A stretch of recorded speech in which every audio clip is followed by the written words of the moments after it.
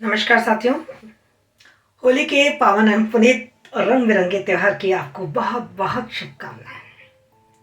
होली को होली क्यों कहते हैं ये तो आप जानते हैं बहुत अच्छी तरीके से। आपको प्रहलाद हिरण्यकशिप की कथा मालूम है। प्रहलाद की बुआ होलिका के नाम पर ही इस त्योहार का नाम होली पड़ा। लेकिन क्या आप मुझे बता सकते हैं कि होली के दूसरे दिन को धुलंडी क्यों कहते हैं?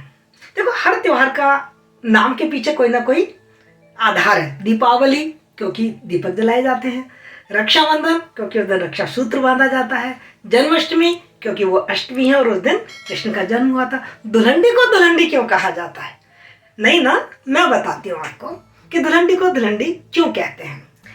एक्चुअली होली के जो दूसरा दिन है उसको हम धुलंडी कहते हैं। और पहले ये धुलंडी का त्योहार बहुत ही अलग तरीके से मनाया जाता था। पौराणिक मान्यताओं के अनुसार हम सब जानते हैं कि विष्णु ने त्रेता युग में 3 अवतार लिए थे। पहला वामन अवतार, दूसरा परशुराम का अवतार और तीसरा राम का अवतार। और तीनों अवतार लेने से पहले विष्णु ने धूल वंदन किया था। इस पृथ्वी की धूल को वंदन किया था और उस धूल से अपना अभिषेक किया था। इसीलिए इस दिन को धुलंडी के नाम से जाना जाता है, क्योंकि इस दिन धूल से एक दूसरे के ऊपर धूल लगाई जाती थी। लेकिन जैसे परंपराएं विकसित होती जाती हैं और समय के हिसाब से और इंसानों की अभिरुचियों के हिसाब से उनमें परिष्कार होता जाता है, धीरे धीरे इस धूल में टेसु और अन्य वनस्पतियों के रंग मिलाए जाने लगे, तो ये धूल रंग बिरंगी बन गई और रंग बिरंगे जो कलर है वो धुलंडी वाले दिन काम में आने लगे। इसलिए इसको धुलंडी कहा जाता है। और ये चूंकि चैत्रवदी प्रथमा को ये सब कुछ हुआ था, इसलिए इसको चैत्रवदी के नाम से भी जानते हैं। मैं आपको बता दूं, धुलंडी को धुरडी, धुरखेल और धूलिवंदन के नाम से भी जाना जाता है।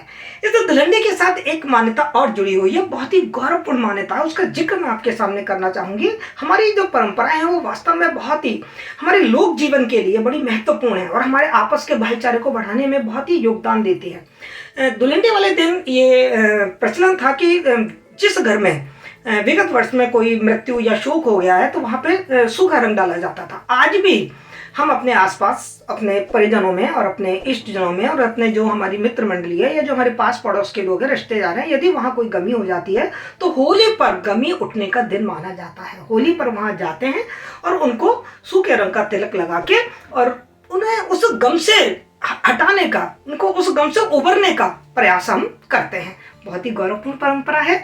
यदि आप इस परंपरा को नहीं जानते थे तो अब इस परंपरा का पालन आप अपने जीवन में करें। यदि आपके आसपास ऐसी कोई अनहोनी घट गई है तो आपको धुलंडी वाले दिन वहां जाना है और वहां उनको गुलाल लगा के, रंग लगा के, सूखा रंग लगा के उनको उनके शोक और उनकी गमी से उबारना है और उनको पुनः अपनी जीवन की मुख्य धारा से जोड़ देना है। यदि आपको मेरी ये जानकारी पसंद आई है तो आप इस वीडियो को शेयर करें, लाइक करें, और यदि आप चाहते हैं कि मैं आपके लिए इसी तरीके की जानकारियां लेकर आती रहूं तो प्लीज़ मेरे इस चैनल को सब्सक्राइब कीजिए। Thank you so much.